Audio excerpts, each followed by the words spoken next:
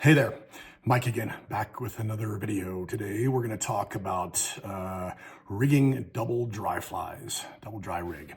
So many times on the Madison and of course many other rivers, we want to sort of hedge our bets. A lot of times we'll have hatches going on or whatnot, a lot of times overlapping. So we'll have some bigger flies, littler flies, maybe salmon flies, golden stones, caddis, things like that. And so different fish may be keyed on different things. So a lot of times we're throwing two different dry flies, kind of hedging our bets, giving the fish options. Talking about rigging a double dry fly, two dry fly rig. Several different ways to do that I'm going to share with you today. I have my favorite. We're going to start with probably the most basic and the most common way that people rig two dry flies. Right to your tippet, it goes to your leader. I will always put the larger dry fly first in this rig, in this case a chubby Chernobyl, and I tie the larger dry fly on with a loop.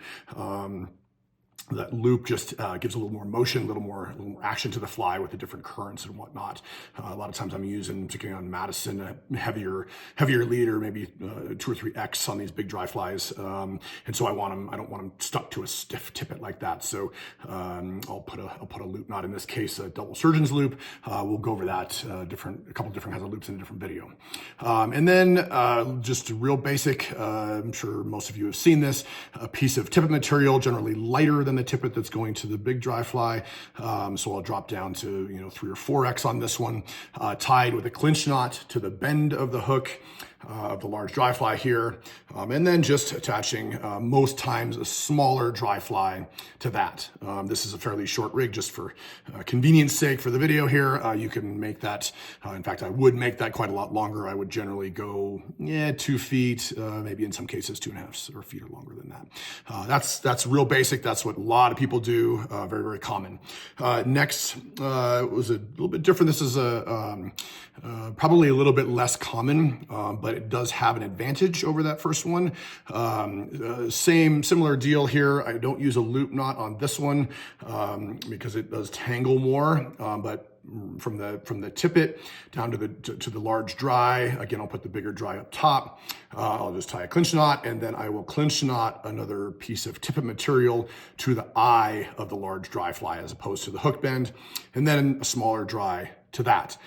Advantage of this is that it keeps the tippet material out of the bend or out of the gape of the hook, which can in some cases increase hooking. When you have a piece of tippet material tied to the bend of the hook, and you're getting fish that come up and more of a gentle rise, it's very possible that they could bump that fly out of the way with that piece of tippet material in the bend of the hook.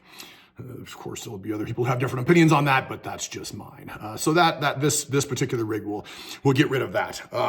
Thirdly, and this is my personal favorite rig. This is what I do all the time when I'm fishing a double dry fly, and that is tying the dropper or smaller fly off of a tag end of a blood knot. So what I'll do here, from my tippet that goes to my leader, I will blood knot another piece of tippet on and leave one of the tag ends, the tag end of generally the lighter material. So say I'm fishing a leader with a 3X tippet on it. I will go down to 4X on the tippet that I'm using to tie on here. I'll tie the 4X on, leave a long tag end of that. I'll attach the smaller dry fly to that, and then the bigger dry fly with a loop knot to the very end. I like this for a couple of different reasons. It does obviously keep tippet material out of the bend of the hook of the large dry fly. So neither fly has tippet material in the gape, in the bend of the hook there. Doesn't impede hooking.